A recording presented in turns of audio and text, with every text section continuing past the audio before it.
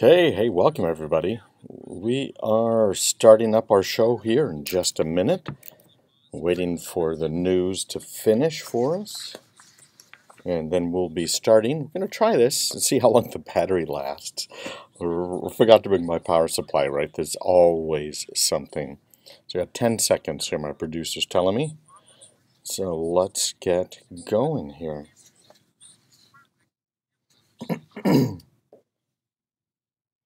We have a few things to talk about. Did you hear about Apple with their new HomePod? You know, we talked about this before. Their speaker, is it worth it? Has it been worth the wait? We're definitely going to talk about it. Compare it with the Amazon Echo, the Google Home, and Sonos as well. Hey, great news. Your car is now officially spying on you.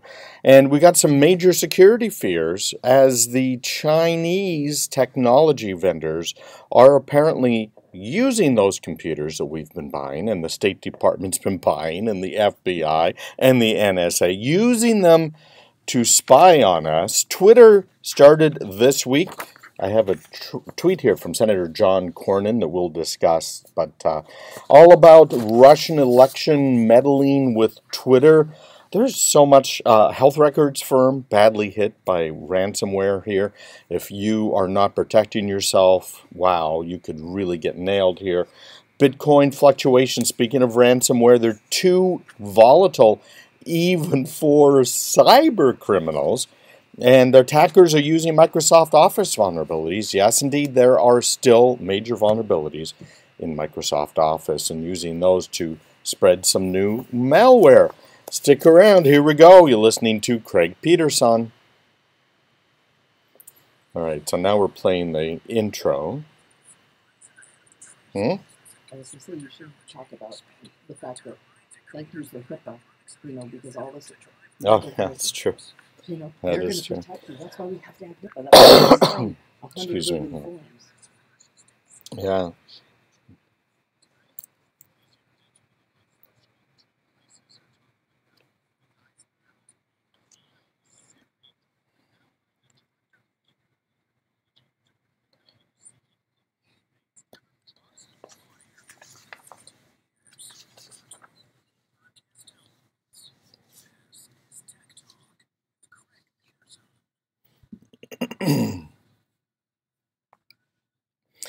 Hey, we've got to just absolutely thank Congress for HIPAA, right? They put it in place. They said, hey, this is all for your security and your privacy. And it's done anything but provide us with security and privacy. HIPAA has been just nasty. It has been a real problem when we're talking about your records. Because remember, back in the day, the doctor may or may not have had your records electronically, right? They may or may not have had a network connection to the outside world. And they would fax things back and forth, right? Our information was really rather secure. And HIPAA required those doctors to now go the next step and automate everything, tie it all in, use these new health codes that narrow down the treatment. I mean, just incredibly tight. And now we're at the point where every hour a doctor spends with a patient, they spend 2 hours doing paperwork. Now, the way it could be, we could use technology to make everything quick and easy. The doctor has his iPad and takes a picture, or the doctor might just put some notes in. She just dictates to it. It goes into your file, and it's all kept locally. It's all secure. But no, they have to send it upstream. And thanks to Obamacare, many private practice doctors have closed their shops, and they're now working with large healthcare organizations. So they don't have to do all of the paperwork, right? Why did they go into medicine? It wasn't so that they could do paperwork, right? Push papers around, figure out what the right code is for something, deal with all the insurance overhead and headaches. And believe me, it doesn't get any better when we're talking about single payer. I've seen that in Canada. It's incredible. Operations, well, even just exams, getting to see a specialist in Canada now takes over 40 weeks on average. for an average specialist visit. And it's been up in the U.S. The amount of time you have to wait for specialists is up 50% since Obamacare went in place. So we have all of these medical records that the doctors are having to fill out. They're having to transfer them up to various databases. So where did Willie Sutton, why did he rob banks? Because that's where the money was, right? How many times have we said that here on the show? That's where the money was. So now we're talking about having all of the medical records in one place, a very simple place to get to. And even if they're not trying to go after the hospital, even if the hospital and the clinics and the federal government and everybody else, even if they keep all of that information safe, we're ending up with an attack against the local doctor's office. And what do they know about security? Right? You know, we have doctors as clients in my company, and we help their offices stay clean, stay safe, stay HIPAA compliant, which is a nightmare for these small doctors' offices who are going out of business all the time. We could have something where it was just very simple. Why don't we make it easy for the doctors? Why do we have to have all of these bureaucratic rules in place, all of this paperwork in place? We got a healthcare maintenance organization, HMOs and PPOs, because of the federal government. Why don't we let the free market decide? Why don't we let technology innovate? That's why I was so against this so-called net neutrality. There's no way to innovate when you have to go to the federal government to get permission to try a new business model. That was just utter insanity, utter insanity. So why do we push on top of all of our doctors and medical professionals who really care, who really would love to help you? Why do we push on them all of this bureaucratic nonsense? Why don't we deal directly with the doctors? Why don't we pay for the services we use? Why don't we have health savings accounts? Why don't we have charitable organizations? Well, we do. There are some of these out there that you can be a member of, and I'm a member of one of them. And we donate money every month to help cover other people's medical bills.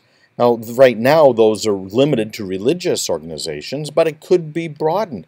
There are so many ways we could solve these problems. So the doctors and nurses and all these healthcare professionals can get back to helping you with healthcare and move away from this huge problem that they have of having to comply with all of this bureaucratic paperwork. And it creates things like we have today. Here's an article talking about Allscripts. They were hit just this Thursday, with an attack that came through their data centers in Raleigh and Charlotte, North Carolina.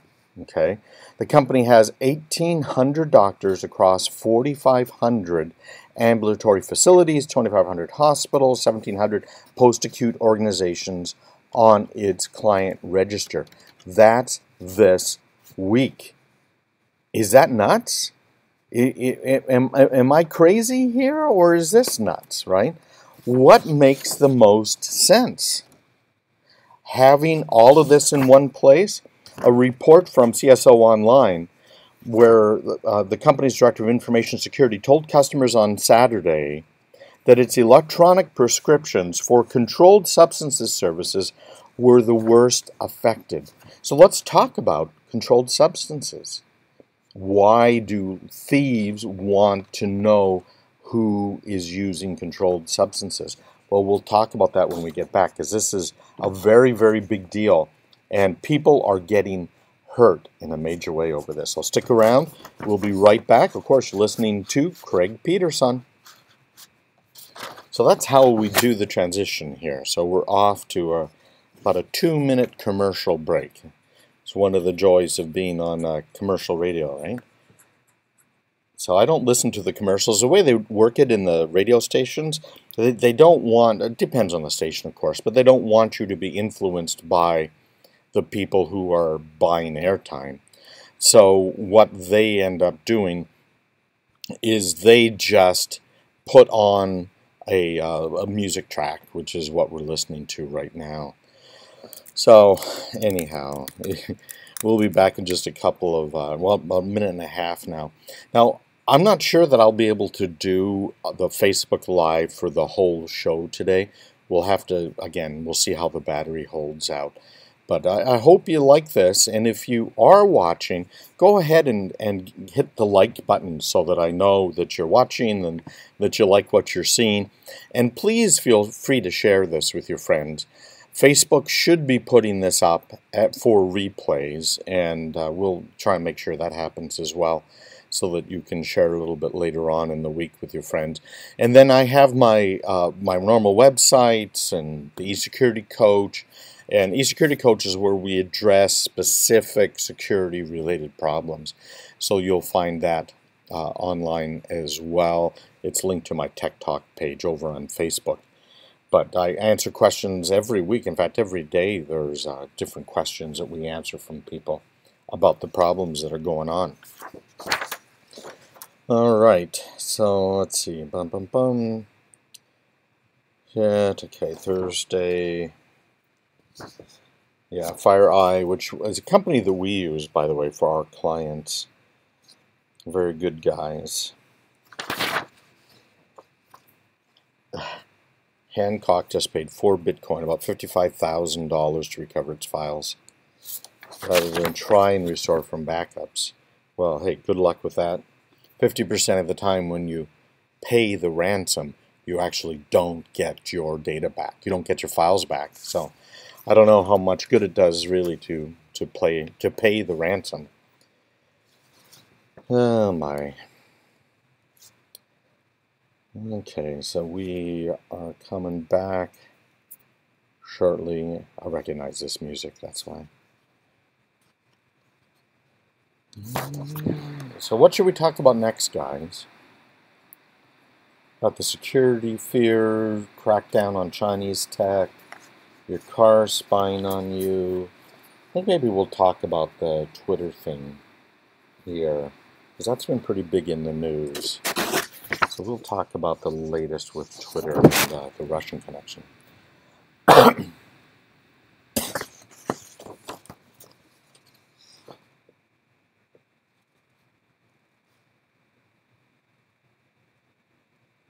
Hey, welcome back. The Craig Peterson here. For those watching on Facebook right now, the Facebook Live, you probably noticed my face got a little bit brighter when I came back here from the commercial break. That's because there's a light right in front of me that tells me I'm on the air. So the AM and FM radio stations that are carrying this are now actually carrying it. So if the light's off, I guess I'm kind of safe. Although you should never say anything unsafe when you're in front of a microphone. It doesn't matter what the microphone is. So it was interesting seeing the camera pick up the extra light from the on-air light that's sitting in front of me. So we were talking about these healthcare records and all scripts being hit, and the fact that they really seem to have gone after the information on controlled substances. Now, in New Hampshire, what was it, Karen? 6 or 8 weeks ago, we had a doctor up in the North Country who was taking care of patients. Now, she was taking people, kind of like an old country doctor, she was taking people in who were paying her with the chickens. Now, that's sort of a country doctor, and she's older, she's just trying to help out people. And the state shut her down, pulled a medical license because she would not automate her records. She said, listen, I can't afford to. I'm taking care of indigent patients, patients that can't afford to pay for their health care any other way. So how am I going to be able to comply with these new electronic medical records that you want and take care of patients? And so the state said, fine, we're taking your license away.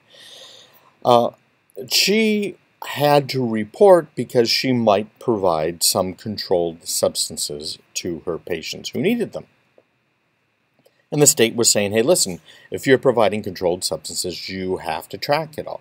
It's just like now, if you have a cold. I had this nasty flu for about 2.5 weeks. I'm still not quite over it, going on 3 weeks. and you go into the local pharmacy and you want the stuff that's going to give you the, the energy, it's going to stop the nasal drip, it's going to stop the headache and the muscle pain and all the other wonderful stuff that comes along with the flu, but I still have work to do, so I need that extra bump. Well, guess what? You can't get that anymore. That's all controlled now. Well, it's not totally controlled. There's different levels of government control, right? So you have to go to the pharmacist, and you can only buy a certain amount. Well, we have 8 kids. So there's 10 of us. But the federal government rules don't allow for us to buy enough medication for all of us, because it turns out, this is really weird, if one person in a household gets sick, often more than one person will get sick. So you have 5, 6, 8, 10 people sick in the household, and you can't even buy it if you want to buy it. Thanks, federal government. Thanks. It makes a whole lot of sense, right? So now we have the records about opioid prescriptions. And those records are being kept in computers, and those computers are being hacked. So Allscripts, again, attacked Thursday, Allscripts lost their controlled substances records. So why are bad guys targeting controlled substances records? Because they're having people break into the homes of people that have controlled substances, and they're stealing them. They're approaching them as well in some cases to see, hey, listen, if you have a few extra pills, we'll buy them from you. Because they have an incredible value on the street because of the people that are addicted to opioids. So now we're publishing, essentially, we're providing a list of people who have these controlled prescriptions for controlled substances being stolen and being sold to local criminals and being sold, of course, to gangs, right? So they can make a few extra bucks. Isn't this great, right? This was predicted. I predicted this when the HIPAA rules first started going in place. Years and years and decades ago, actually. It's just incredible. Well, this attack on Allscripts came a few days after a Hancock Health Hospital in Greenfield, Indiana, and Adams Memorial Hospital in Decatur, how do you say that? Decatur, Indiana. They were hit by a variant of Samsung. Hancock ended up paying about $55,000 to recover its files. And Hancock said, well, it's cheaper and easier for us just to pay the hackers for their ransomware attack than it is for us to try and restore all the files from backup. You know what I think the reality is? And I'm reading between the lines here, right? This is my opinion, but I bet you they did not have good backups. Because nowadays, you don't back up to tape, you back up to disk. So for my clients, for instance, we can restore a whole machine in a matter of minutes, literally minutes. Doesn't take hours. And so if they had good backups, and if they were modern backups, they would be able to restore all of the machines, and it would have cost them a lot less than 55 grand. But you know what's even another part here that I think a little bit worse? Less than half the time. These stats are from an FBI briefing that I had. Less than half the time, according to the FBI, less than half the time, even if you pay the ransom, you don't get your data back. So I think that's probably a bad thing, right? Well, Hancock paid up. Brilliant on their part, isn't it? All right, well, let's talk a little bit about our friends, the Russians, and what's been going on with Twitter. Now, there's been all of this stuff back and forth about, the Russians hacked our election, and then the turn to, well, they tried to hack our election, and then it turned to, well, they tried to influence our election, and then it turned to, well, President Trump's team was involved with the Russians, and they were trying to take over and make sure they won and Hillary would lose. Right? All of this narratives, they keep shifting, they keep changing as data changes, right? As we find out more, without getting too political on this.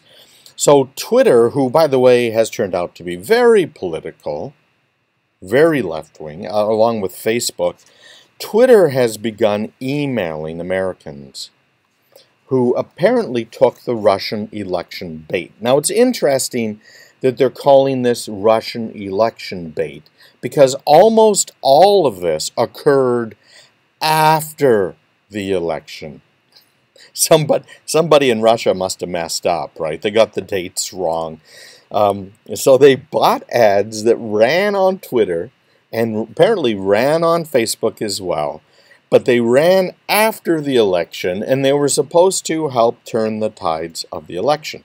And there's a bunch of fake news right now, too, about the Russians kind of doing something similar right now, where they're supposedly, we're talking about Release the Memo, which is this memo on the Russian involvement that was produced by a congressional committee. And they're saying, oh no, the Russians are involved in this too. They're trying to make this hashtag trend, and they're using bots, which are pieces of software that kind of pretend they're people, just making it very, very simple. Well, it turned out that even some of the left-wing news organizations are reporting now that none of that is true. So we don't know the truth from the fiction when it comes to some of this Russian meddling. We will know, we will get down to it. But Twitter now took an end-of-week opportunity here to dump some news onto its user base. And this is kind of the better late than never sort of news, where Twitter is telling people that there was faked information. And that the Russians, and you know, the Russians, isn't that kind of a loose term? Whether it was like the Russian mafia, or if it was Putin himself, or if it was their intelligence services, they messed around a little bit with ads on Twitter to try and make a mess of our elections, kind of the bottom line, right? They wanted a kind of a repeat of the hanging chads back in Florida in 2000. Did that happen? Well, yes, to a degree it did. So when we get back, we're going to talk about what Twitter's doing here. They're mailing about 750,000 Americans, emailing them this week. So if you engaged with any of these, alleged Russian ads on Twitter, they did track that. And they do track what you engage with because they use that and they sell that, right? Just normally speaking. But they sent out an email. We'll tell you about that email. We'll tell you about what Senator John Cornyn had to say about the email that he received from Twitter, and talk a little bit about the future. Does this matter? How much is that going to affect the elections in the U.S.? We have some elections, of course, this year. Every 2 years we have elections. Every 4 years those elections include the president. Every 6 years, senators have to be reelected. So how does that affect it? And how does the technology we're using for our elections affect it all? So we'll be talking about that and a whole lot more when we get back. You're listening to Craig Peterson. Stick around because we'll be right back. Okay, so we've got about another 2-minute break in our broadcast over the terrestrial radio. Got to pay for it somehow, right? And I appreciate all you guys on Twitter, the people that hit that little like button. Please go ahead and do that again if you're still watching. Your car spying on you, I think that's a good one to talk about. The Chinese is good. I don't know, maybe this HomePod's a good one. Talk about that.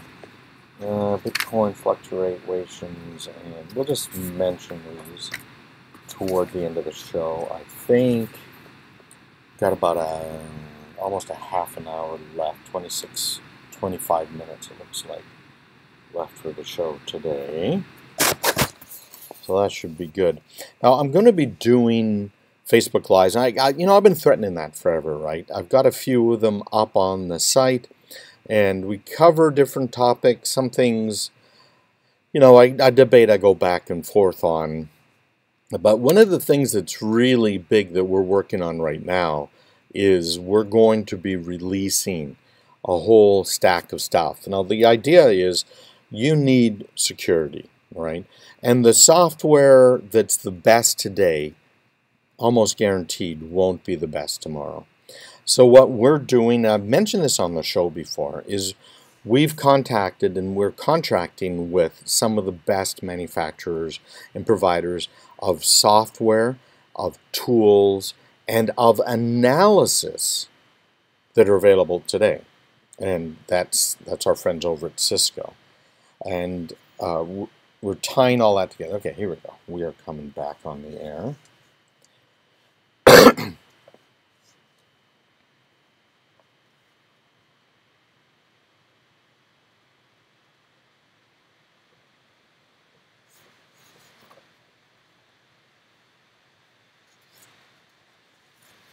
CraigRadio.com, by the way, will take you to my main website.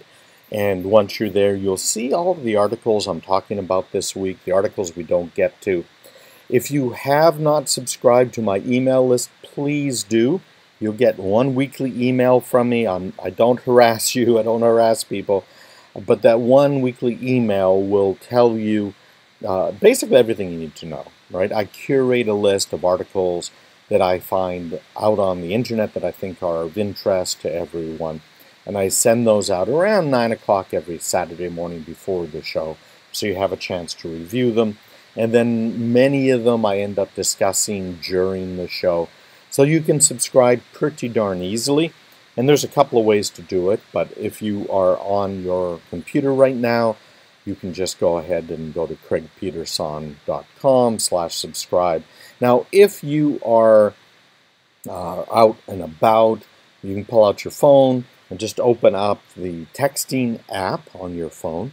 And you can text me directly. Just text me your email address. I'll add you to my weekly email list. Just text me 855-385-5553. We're at almost 700 subscribers to my weekly text alerts, which remind you about the show, that it's going live, that you can watch it. So those text alerts you can get by, again, just texting me 855-385-5553. If you text the word Craig to that, I'll automatically add you to my weekly show notes, texts, and reminders, 855-385-5553. And if you want me to send you my newsletter, which is probably a really good idea for you, just text your email address as well. Okay? Makes it pretty darn simple. All right, so here we go. We are moving on. Our Twitter, a little Russian propaganda stuff. They sent out emails. If you had interacted with the Russian propaganda, if you're kind of wondering if you got nailed by it, you will have already received an email from Twitter, and we'll talk about that email in a minute. It was actually 677,000 user accounts, and that count includes those who interacted with almost 4,000 accounts that Twitter has directly linked to the Internet Research Agency over in Russia. This is a troll farm. There are a lot of them. There was what was it, Karen? Was it Homeland that had the troll farm? I think it was, where they had all of these people in a building and they were all pretending to be multiple people and trying to change public opinion by what they posted. Well, that's what this is. This is a Russian troll farm. We have troll farms. Some businesses hire troll farms in order to get people to buy their products. I don't think that's very ethical, if you ask me, but we do it, the Russians do it. There are almost 4,000 accounts apparently the Russians were using for election-related meddling. This was exposed last year. And this is a jump from the about 3,000 IRA, or Internet Research Agency, trolls that had been announced in October in the hearing in Congress. So they found 1,000 others, they think. Of course, you never really know if it's a troll, right? This whole I'm a real person banter that you see out there. So, by the way, there are an additional, apparently, 13,000 accounts, total of about 50,000 automated accounts that Twitter knows about and has suspended out there. So Senator John Cornyn this week posted saying, "Finally, social media is waking up to manipulation of public opinion by our adversaries. All of us need to step up to meet this challenge, especially the press." Now, how is this new? The only thing new about it is they're using social media for it. They're not using just the regular old ways. Think back to Ben Franklin, right? And his publication that came out weekly. It's been around far before that. Okay, this is nothing new. It's harder and harder to police. The press don't have the budgets they used to have. But here's the tweet that came out from our friends over at Twitter. "As part of our recent work to understand Russian-linked activities on Twitter during the 2016 U.S. presidential election, we identified and suspended a number of accounts that were potentially connected to a propaganda effort by a Russian government-linked organization known as the Internet Research Agency." Well, that's kind of long-winded, eh? "Consistent with our commitment to transparency, we are emailing you because we have reason to believe that you either followed or interacted with one of these accounts." So, looks like John Cornyn got sucked in by the Russians, and he's upset about it now. I guess that's not too surprising. I'd probably be upset about it too if I was a U.S. Senator. Let's talk about something a little bit different right now. Apple has been trying for, 2 years to come up with a competitor to the Amazon Echo. Google came out with their own competitor called Google Home Max. Sonos has had something out for a while. Beautiful sounding equipment. We've had them on the show before as well. We've had the CEO over at Sonos on talking about her product. And we also had their CTO on talking a little bit about it as well. The Sonos stuff sounds really good. They've got some great stuff out there. So how does this all stack up? A really great article came out just yesterday from Serenity Caldwell. Now, she was restricted in when she could release this information. I'm assuming Serenity is a she. I don't know. Who knows nowadays? But her article came out, and I read through it, and it fits in with what a lot of other people are saying about this new Apple HomePod. So you'll see that on my website as well, craigpeterson.com. Now, it's kind of interesting because it fits with the rumors. So, first of all, you can buy an Amazon Echo plus a Google Home Max for the same price as you can buy an Apple HomePod. Okay, this thing is not cheap. This is a $350 speaker. It's a smart speaker. So where you see the Amazon Echo is kind of aiming at being kind of a smart assistant, and the same thing's true for Google's Home Max. They're both trying to be kind of smart assistants. In the case of the Apple HomePod, it really is a smart speaker. And the technology in the speaker is astounding. The type of technology that they have built right into this thing is the type of technology that previously had only really been available in speaker systems that cost $15,000 or more. Isn't that just amazing?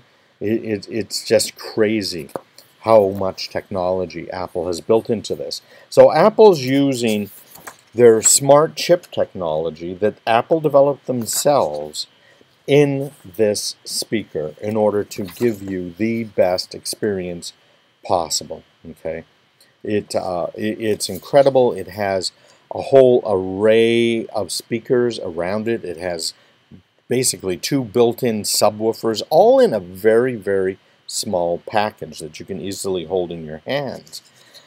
And it's using the computational power from the A8 chip that's built into it to figure out where it is in the room. So you put the speaker down, you start to play something, and the chip is listening using the microphones that are built into it, because it has multiple microphones as well. So it listens to all of the microphones, it listens to whatever you're playing, like the music, and it listens to the echo. It figures out the dimensions of your room, it figures out the acoustics of your room, and it pulls all of that together to manipulate the sound coming out of all of these internal speakers. And it sounds absolutely phenomenal, okay? And it's even smart enough, it has an accelerometer built into it, so it can tell when it is moved. So when you move the speaker to a different location, that accelerometer informs the A8 chip, hey, listen, you've been moved. And then it uses its beam-forming microphone array to listen to the sound in its new location, and it retunes itself so that you get beautiful sound. And in fact, the sound can be all the way up to 90% volume, which, by the way, the HomePod will warn you, saying, that's awfully loud. Are you sure you want it that loud when you turn it up? And even at 90% volume, you can still say, hey Siri, and it will still activate, and you can still talk to it and tell it to play music.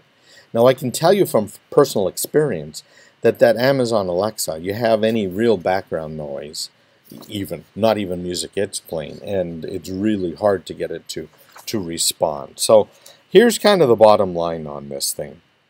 Not only will it say, hey, that's very loud, are you sure? But it's using Siri. Siri is designed for security from day one, from square one. So what happens is when you say, hey Siri, it's the local speaker. It's your local iPad or your iPhone that's listening and hears, hey Siri.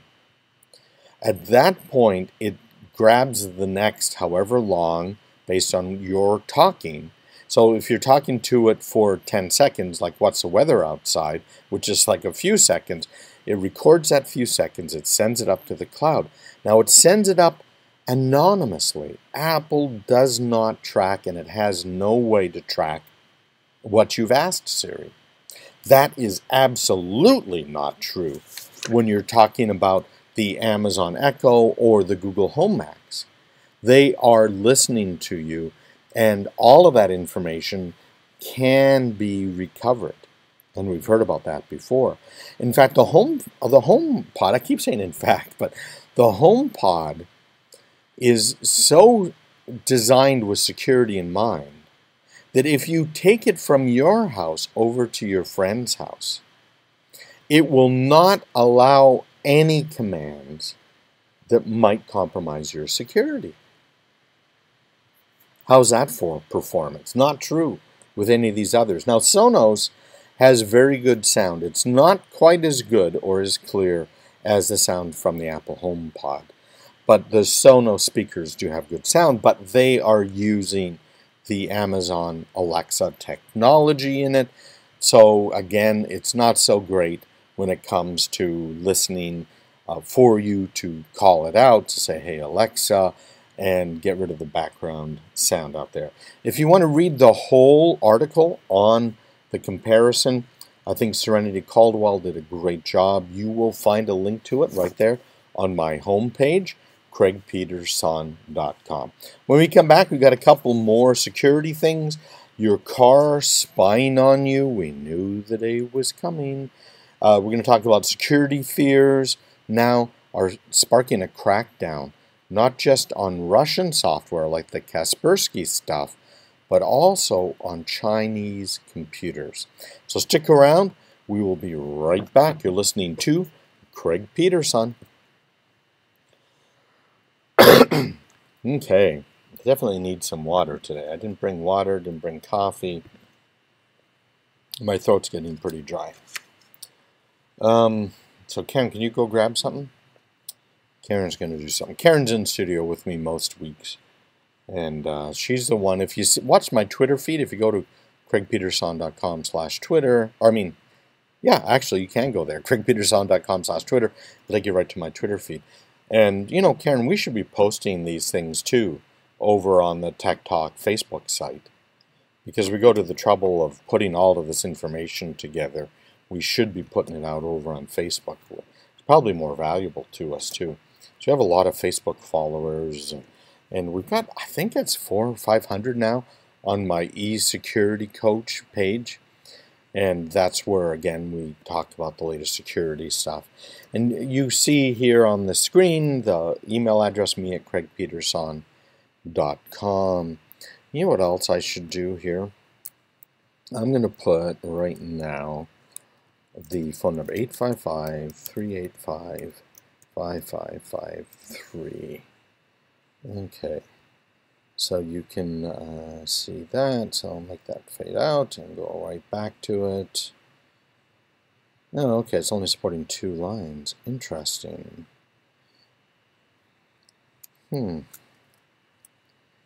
Well, we'll have to figure out another spot to push it through.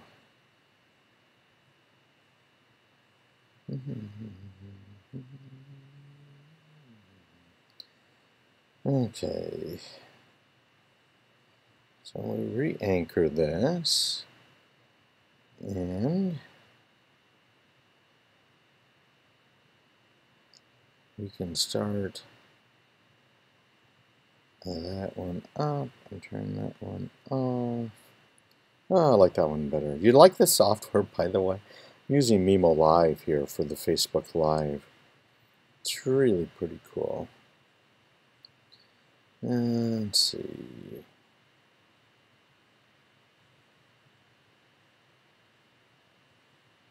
Yeah, we'll have to play with this a little bit more.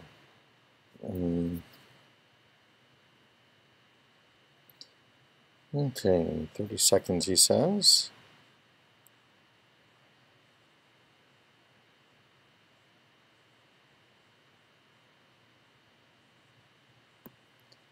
Countdown's not working.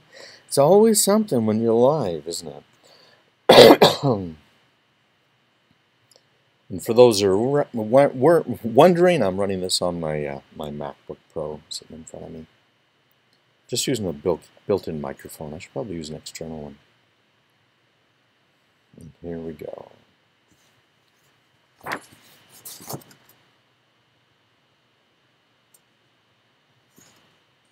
Hey, welcome back. Tech Talk with Craig Peterson, or Craig Peterson's Tech Talk. We do it both ways. Well, do you remember that 80s band and that song? I feel like someone's always watching me. Well, that might not be because you're paranoid, but the odds are nowadays that someone probably is watching you. I yesterday went on to Amazon. I wanted to get another, a big clock because my old one broke down. An atomic clock that I can set. And so, you wake up in the middle of the night or when you wake up in the morning, you can see the time. Nice big letters, so you don't need glasses or big digits. And then it's also nice down the bottom. You have kind of the weather forecast or at least the current temperature for the day. Well, I would say 2/3 of all of these clocks had cameras built into them. They had spy cams built in. 1080p spy cams, which is high def, right? High def spy cams. And the units were $60, $70. So you could see the time, you could see today's weather, the temperature outside and the temperature in your room. Plus, you can download an app for your phone, and now you can spy on people from your phone. What? What, really? I don't get it. It just doesn't make a lot of sense. Thanks. Karen just brought me in some water. Oh, that's much better. So spying is becoming just common. Police cars now have cameras built into them that are reading your license plates as you're driving by. They're putting cameras up at stoplights, not just to catch people running spotlights, but to track people as they move through the city. Now, there's an interesting article from the Washington Post, which I'm not a Washington Post fan, but talking about the extent of data collection and the distribution of the data. And that we know has been a big problem as we found out more and more about what the NSA has been doing and how they're making all of the data available to pretty much anybody out there. So they're focusing on this guy named Daniel Dunn, who leased a Honda in California. Now this was last year, and he noticed in his contract that it said that Honda could track the location of his vehicle using the onboard GPS system. And he agreed to it. He just made peace with the idea. But the data that Honda collects about his leased vehicle is also sold on the open market. And that's the part that's more concerning here. So the article says, though drivers may not realize it, tens of millions of American cars are being monitored. And the number increases with nearly every new vehicle that is leased or sold. The result is that car makers have turned on a powerful spigot of precious personal data, often without the owner's knowledge, transforming the automobile from a machine that helps us get from here to there to a sophisticated computer on wheels that offers even more access to our personal habits and behaviors than smartphones do. The thing that car manufacturers realize now is they're not only hardware companies anymore, they're software companies. The first space shuttle contained 500,000 lines of source code. Today, Ford is projecting that by 2020, their vehicles will contain 100 million lines of code. So we're going from 500,000 lines of code to over 100 million lines. So these vehicles are becoming turbocharged. The data is there. They hone in on your driving habits, how often you exceed the speed limit. You know, and exceeding the speed limit can be safer than going the speed limit if everyone's zooming around you on your right, on your left, coming up right behind you, on your bumper. But we're not talking about possible data collection. We're talking about real stuff. Now, I mentioned a few years ago a case up in Montreal, Quebec, Canada, where someone was accused of speeding down Sherbrooke Avenue and was pulled over by the cops, who hooked up a reader to the car's data port and issued him a citation based on that reader. And we know in Mass right now, they've tried multiple times to get a law passed where, as part of your annual vehicle inspection, they're tracking how many miles you drive within the Commonwealth of Massachusetts. And then they will tax you based on that. And they will also, by the way, issue you tickets if at any time they think you did anything that was dangerous. So even not just speeding, but even coming to a stop quickly can be a dangerous thing, and they can issue a ticket for that. So, you know, revenue enhancement, selling all of this data about us to marketers, providing it to the government, and now we have even more data. It's scary. What is it? As of, was it the 1st of the year or the 1st of February? The federal government is not going to allow you to travel on airlines based on a driver's license that's issued from a state that doesn't provide the federal government with your social security number and your photo. So these new secure IDs are also keeping all this data, which has already been stolen, and it's already being sold to marketers. It is very, very scary. How about we go back to a society where our personal information is personal, it's private, we have a reasonable expectation of privacy, even just walking around the streets. I love to go back to those days. Security right now, AT&T scrapped a deal with a Chinese phone maker, Huawei, because of concerns that U.S. lawmakers have and the federal government has about what the Chinese hardware could be doing. National security concerns have been raised here. Reuters this week has reported that the lawmakers are now pressing AT&T to sever all of its commercial ties with Huawei. Now, do you have a laptop? Is it a Windows laptop? Is it a Windows laptop that's made in China by a Chinese manufacturer? Because remember, IBM sold their entire laptop division to a Chinese manufacturer out there. And this is just going on and on. There's been a federal ban on antivirus software produced by Kaspersky Labs. And that one might be legit, as it turns out. I've always been impressed with Kaspersky. They continue to come out with great software. They have a great research lab, but now the federal government is cutting them off from government contracts. I have more information out on my website, and I saw a couple of people texted in. Again, if you'd like to get my weekly curated show notes, you can just text me your email address. Just text me at 855-385-5553. I'll put that up right now on my Facebook Live as well. 855-385-5553. There we go. You can just text me your email address. I will send you my weekly email. You can also, if you want, you can also get my weekly text alerts so you know when I'm going live on the air on terrestrial radio, AM and FM, here in the Northeast, as well as doing a Facebook Live. We're going to try and do this every week now. You can get all of that information as well. Again, just text me your email address. Just text it to 855-385-5553. That goes straight to me. And I will send you a little reminder when the show starts every week. And if you text your email address, I'll also send you my weekly show notes. Have a great week. Thanks to those people that signed up today. We are really close to 700 people on our weekly SMS list. And we will be talking in the eSecurity Coach group on Facebook, eSecurity Coach, about the stuff that comes up this week. Have a great week. We'll talk to you next Saturday morning. Take care. Bye-bye.